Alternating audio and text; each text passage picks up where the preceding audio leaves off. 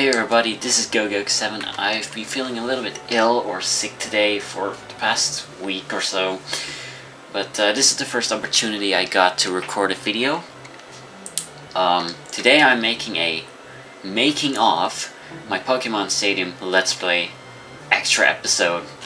I'm making this video because making a Let's Play with 4 episodes that are about 50 minutes long is something quite difficult and a lengthy process. I was majorly inspired by JamesNintendoNerd, or the Angry Video Game Nerd, who did a similar thing on his own. Now let's start with step 1 of the process. It is unfortunately not going straight into the battles. Let me put my controller down, and first we orientate what our opponents are. We do this by making a list of our opponents and their moves. I have this template for that right here. I use Serebii as the main source of my information. I would like to greatly thank them for the coverage of this game. Now, you may be wondering why I make these lists. It's to help myself orientate, but it's also the backbone of everything. I can take a long break from this Let's Play because the episodes are so long, it takes a lot of effort, and school gets in the way. So I can just look at this list and remember this is what the opponents are, and this is what I'm supposed to use against these opponents. You can see that in this template, I also have a section of test plays and special strategies. I test play quite sometimes before I actually record, and while test playing, I write down what Pokemon I use, what Pokemon the opponents use, whether they consistently use Pokemon, etc. And from that, I basically chose my final team for this. So, after that has been done, we test play a lot, we experiment with different Pokemon, we watch other Let's Players, and choose our team to use in the actual episode. So that's it for that. Let's see what writing commentary is all about. Actually guys, before I go over writing commentary, I would like to show a few highlights of my first 3 test plays. I usually don't record any test plays except for the last one, but I want to show you all a little bit of the trial and error I had in this making of, because it's part of the Let's Play process. The footage is sped up because it would otherwise be a too large part of the video, but you can skip this part of the video. There's a clickable annotation on the right. But anyway, from these clips you can tell that my initial plan was to use an unorthodox team, and it is possible to complete the Prime Cup with a team I was using, but it's pretty difficult and requires some luck. As for the second team, I just swapped things around and experimented with it, and jeez, Jolteon was such a beast in the battle I will show you. The final team I used was inspired by level 27 Markerman on YouTube. He Let's Played this game in the past, and he had pretty good strategies for the Prime Cup, I admit it. It was quite impressive. I watched a chunk of his Let's Play by now, and he's an awesome guy. I gotta give him credit for part of his team. But more importantly, while I was doing all these test plays, I was actually abusing the emulator's save states and making notes of everything. Like, I write down what the Pokemon what Pokemon the opponents use, what Pokemon I use, why I win, why I lose, why when I lose a lot, what rental Pokemon I should get rid of. And that really gives me a better idea of the opponents, their strategies, and how to defeat them. Making the lists I made in the previous part does give a theoretical best team, but you know, there's always a change you make in practice. You could notice that in episode 3 when I changed Charizard to Gengar and Golem to Onix. But I guess that's all for test playing. Let's see what writing commentary is all about this time. Writing commentary for the next episode starts when test playing is done and the team has been chosen. Just to clarify, only the part of the video where I talk about the difficult competitive mechanics in Pokemon is scripted. the part where I just randomly talk about the battles themselves and strategies and other things, that is freestyle. So writing usually starts when opening a completely empty notepad here on the right. I've already started filling it in a little bit, but I don't start completely empty-handed or unprepared. From the start of this Let's Play, I had a global plan of what I wanted to cover for the commentary in the videos. I never wrote this plan down or anything. I didn't feel the need for it, but just to give you a better idea, I have written down my plan on the left side of the screen that I have until episode 4. This is just so that you guys can get a better idea. A funny thing is that I originally planned how to cover average values and individual values, how they worked in the first game, but I don't think I can fit the explanation of both into episode 4, and base stats and average values are more connected to each other in the first generation of Pokemon, so it feels more appropriate to do that. So I swapped the explanation of individual values and base stats around. And that's no problem because my commentary plan is really versatile. It doesn't affect the Let's Play much. So what I learned from school is that making a tight plan is usually alright, but it just needs to be versatile, no matter what it is. A business plan, a Let's Play plan, a contract, anything. Now, I just have 2 subjects, and I don't just go and write stuff. I could, but it would be a bit lacking, writing from the top of my head, as you can see on the right side of the screen. Which is why I absolutely always check Bulbapedia, Serebii, Maryland, and Smogon. Because there's still a ton of things that I can learn from those websites. But the thing is that those websites often cover those mechanics really good. It rarely happens that I need additional information from other websites, which you can just find with simple Google searches. So, once I've read articles and know everything I want, I'm stuck with a lot of facts, and I need to make a fluent story out of it. This is what I have so far. I've covered everything I wanted so far, but it's a little bit too long, and in the upcoming days I will be working on getting it to become a little bit smaller than this. But I can't show the progress of that because I usually write on this laptop instead of on this computer. But writing commentary is not easy. There are multiple issues with it. You can make it too much or too little. You can't cover 2 difficult subjects. You're gonna need to explain it all in an easy and understandable way. But most importantly, you need to find a way how to explain it easy. Sometimes by taking examples from other websites mentioned earlier. But sometimes even after that, I can be stuck for a few hours, like even days with what to write. Sometimes trying to explain it step by step from the basics tends to be understandable, but becomes really lengthy. So I use actual theoretical examples of Slowpokes and Dragonites to try to get things across as fast as I can. Whether that works, that is up to you, but I think I've done a decent job so far. So now that the commentary is done, we've chosen our team, it's time to write the summaries and create lists. Alright, let's go over the summaries. Summaries are just small pieces of text. I mostly use Smogon to explain why a Pokemon is good and what type of movesets you can teach it.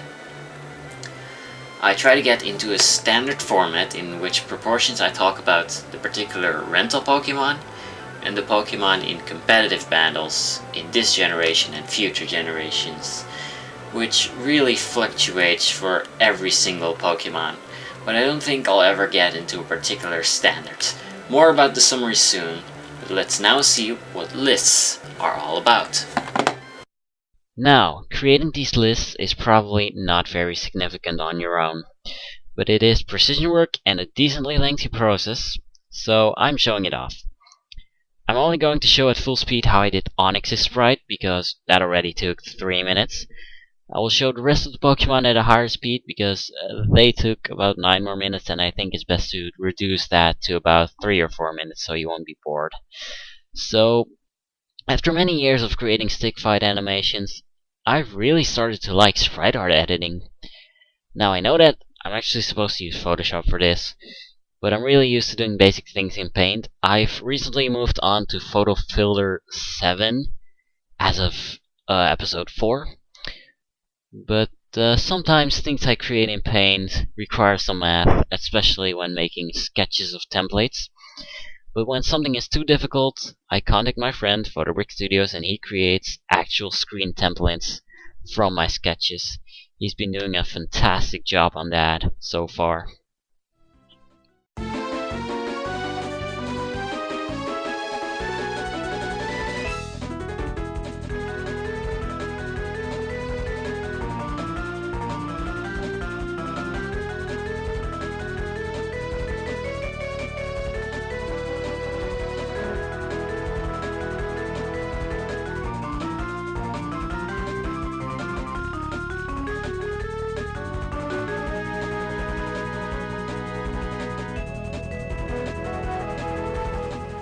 Alright, I'm going to squeeze something in between, guys. I'm sorry to do that again, but this has suddenly become very significant for the video out of the blue.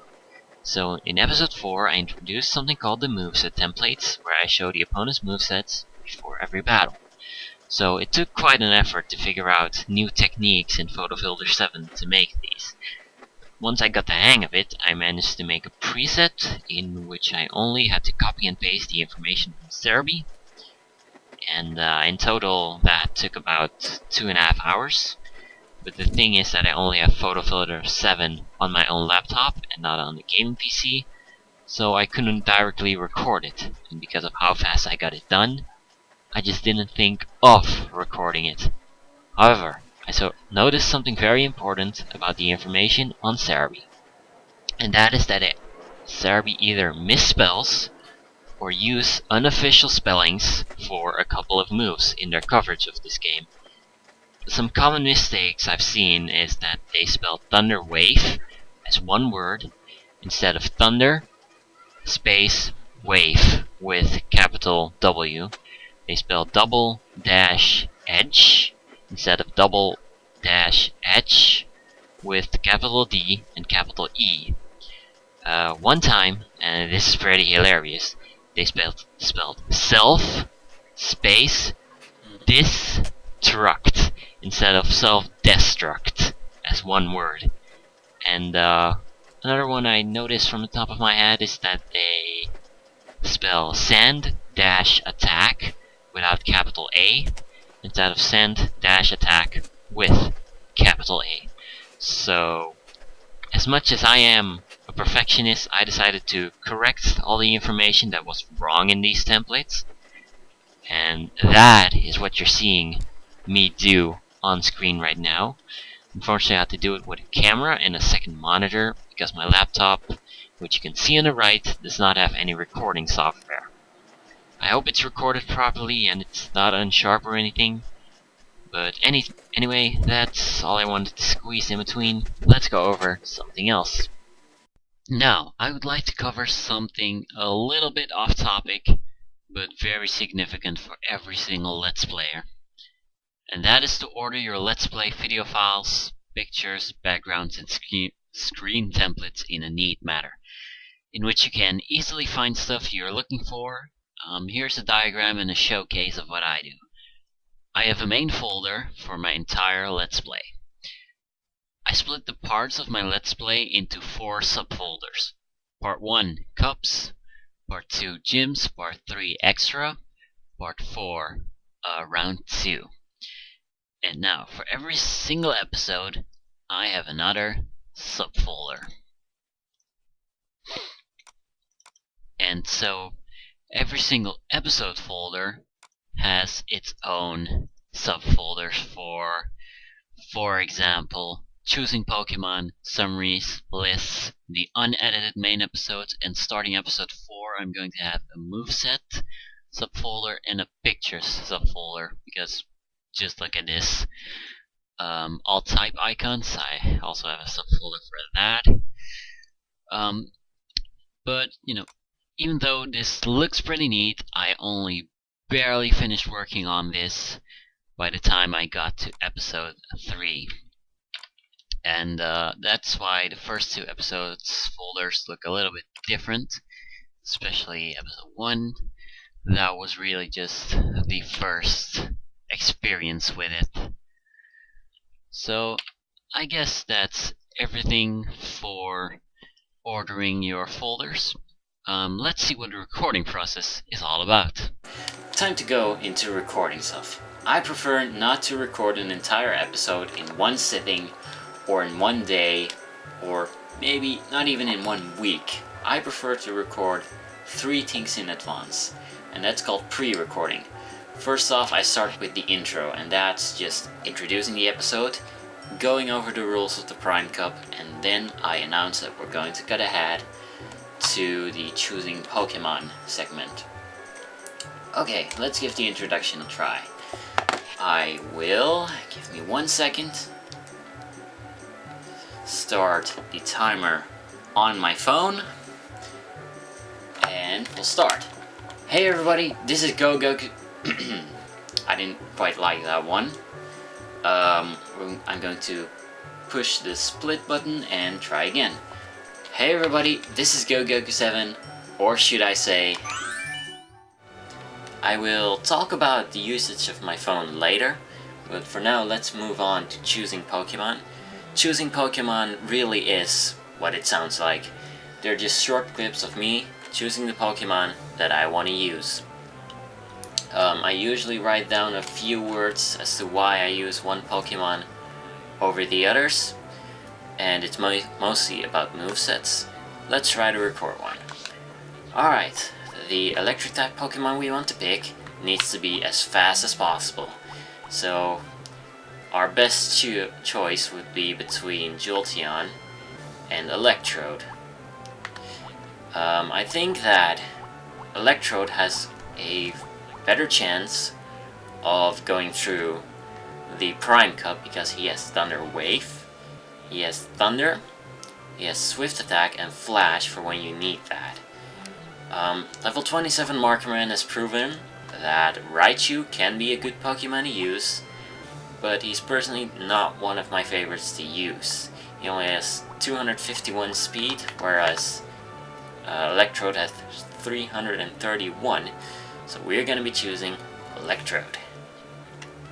And that's it. Alright, time for the summaries. Summaries are pretty clear. It can be recorded in advance or afterwards. Both can work for whatever style you Let's Play. I personally think that recording in advance works the best for my Let's Play. You can optionally talk during the main episode about a Pokemon, but that's really not my style. I already have a big script of competitive Pokemon mechanics, so let's go over the recording of a summary. I take my notes right here, and then I'll start talking. Alright, the summary of Electrode. Electrode is an interesting Pokemon because he has the highest speed of all Pokemon, and thereby also has the highest critical hit ratio because of how critical hits work. I will talk about that later in another episode, but a competitive Electrode can learn things like Explosion, Light Screen, Screech, and Reflect. It has a low HP, attack and defense, but a decent special. But the moves he can learn and his stats combined give it really limited options. You cannot use him as a special attacker in this generation, and throughout all generations, Electrode has only been classified as underused or never used at its highest potential. It is really a shame. And that's it.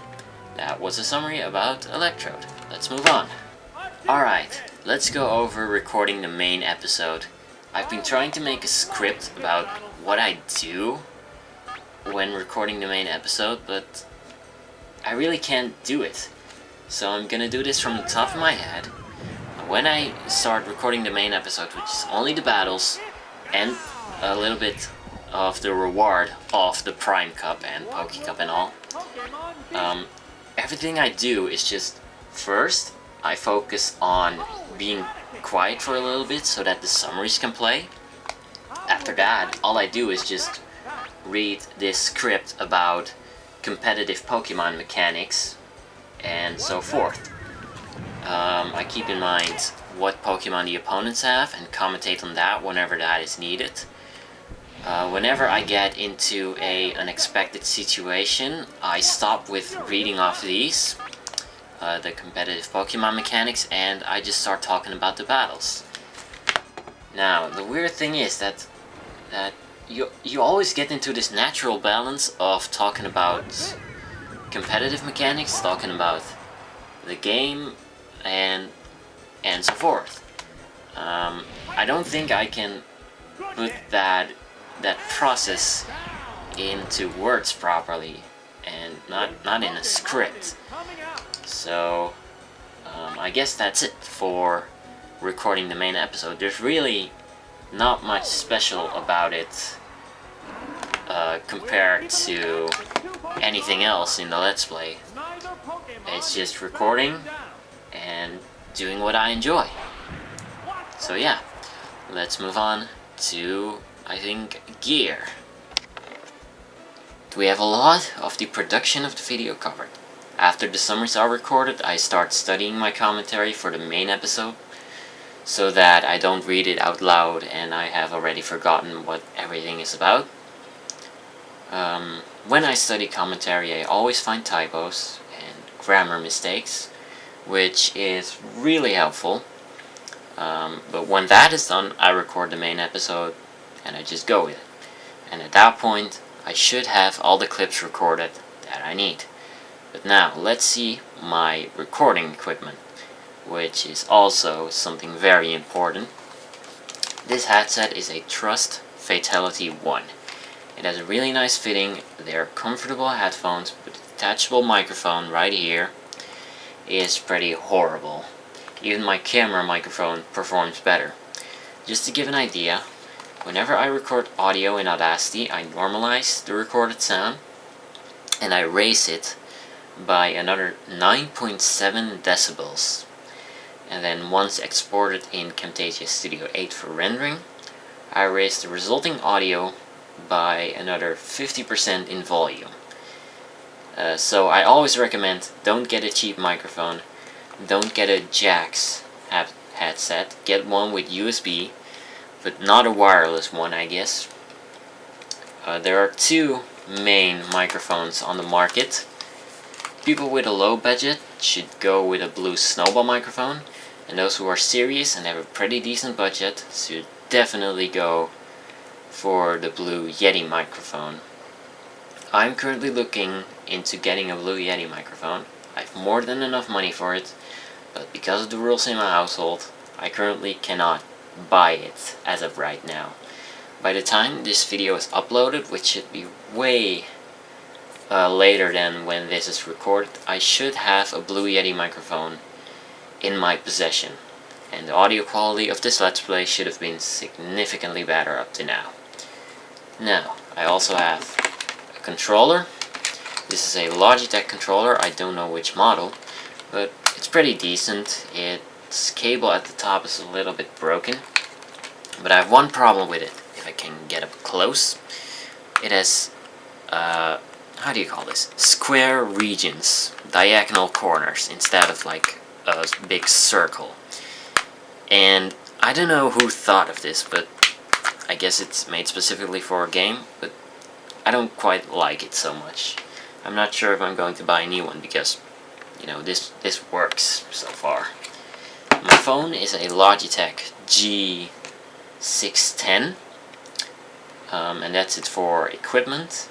When I record audio, I use Audacity, and when I record for the video, I use Camtasia Studio and Sony Vegas Pro 11.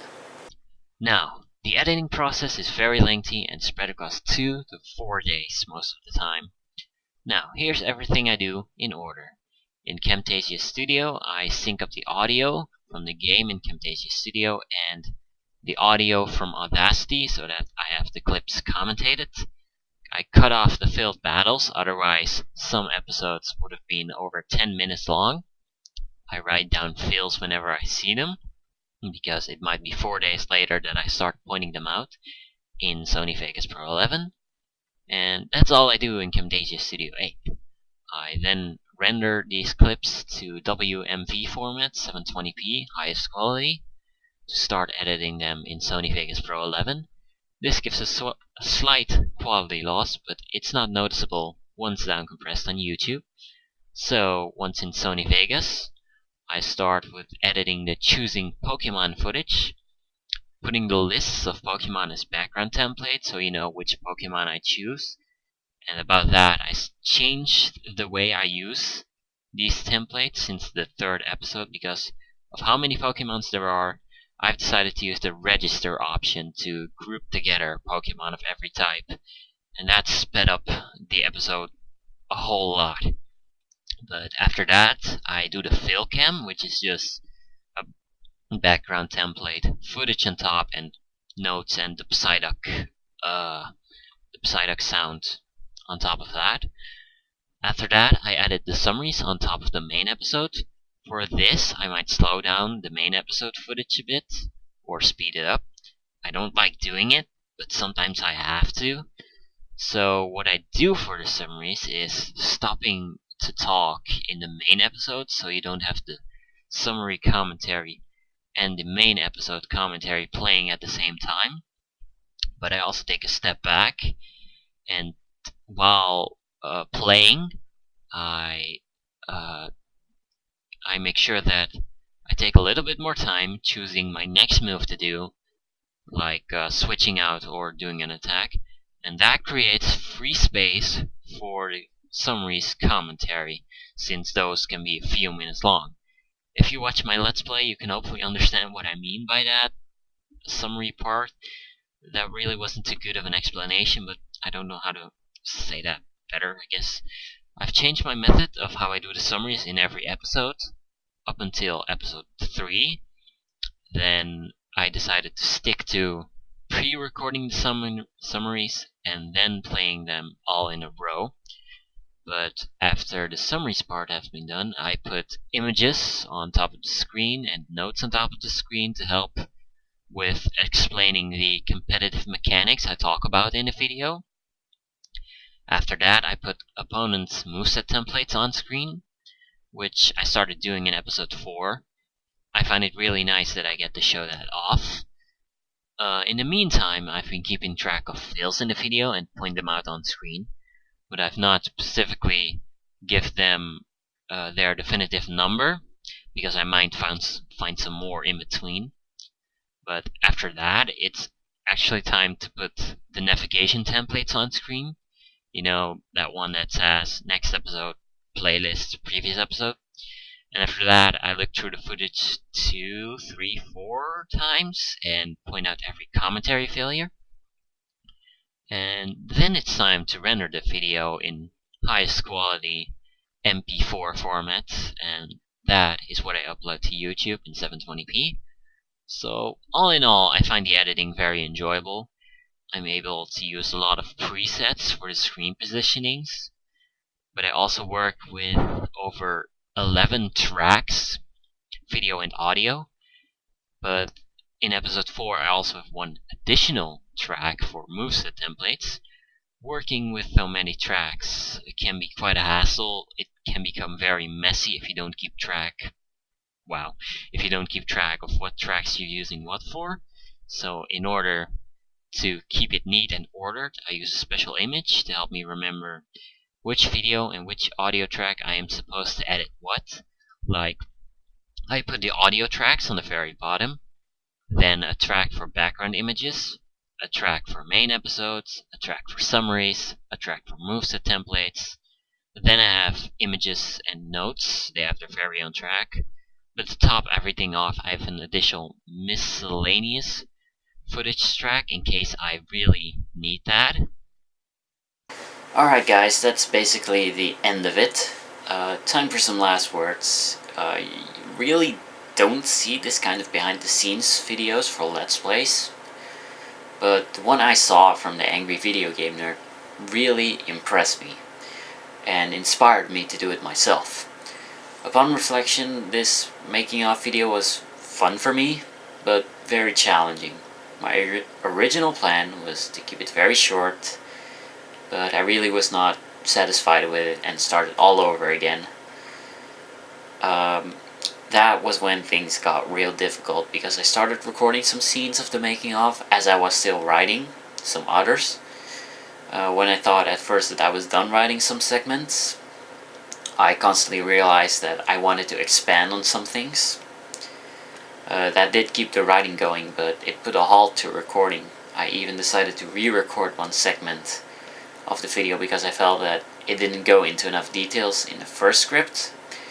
In one segment I originally had about 8 lines of commentary, but after thinking about what I wanted to expand on, it turned into 30 lines of commentary. And you see, I could only work on recording the making of whenever I also was working on episode 4 itself. This doubled, or no, tripled the effort it took to make an episode of Pokémon Stadium. I'm very sorry that this making of greatly delayed the progress of episode 4, because there's just so much to talk about for Let's Plays that I had to write a second script, especially for this video, because going over this process without script would mean missing out on a lot of aspects, but I really wanted to make this making of about episode 4 because I had some crazy new and fun ideas to introduce in episode 4. Well, it's been a fun ride making this. I've asked some people how much they would be interested in this type of video, and I got really positive responses, but even though it's enjoyable, I don't think I will ever do this again. It really has been too much work to do a second time. Everything about this was just challenging. Trying to put the right amount of details in the script, getting the video footage planned out the right way, ordering video files for the video, and at the same time working on Pokémon Stadium 4. It's all more difficult than I make it sound like right now. My original plan, after restarting to make this entire making of, was to make it about 8 minutes long. Then I started getting a few ideas talking to PhotobrickStudios and thought I could make it about 12 to 15 minutes at most. But after a lot of revisions on the script, here we are at half an hour long video. The only thing remaining to do is to check whether everything has rendered correctly, everything is timed correctly, and so on. Just a last quality check before uploading. But well, I think this is pretty much it. I can tell you guys, this is everything I can tell you guys about the process of making Pokémon Stadium Episode 4. I hope you enjoyed this, I hope you learned something, and I hope you appreciated this Let's Play a little more. I sure do.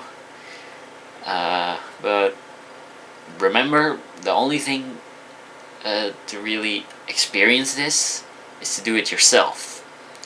If you're looking to become a Let's Player, but you think it's gonna be difficult, all I can say is just try it. It doesn't have to be as difficult as I do it. I mean, this is a really difficult first Let's Play. And if you need advice, feel free to ask me. I will be glad to help you out. And the only thing I ask in return is just to mention that I helped you out. But that is really everything there is. This has been the making of Pokémon Stadium Episode 4. Next bonus episodes will include Hall of Fame completion, I think, the Game Boy Tower, the Transfer Pack, and the Kids Club with the Manian 4. So I hope you look forward to that. This has been Geekoak7. See you guys next time.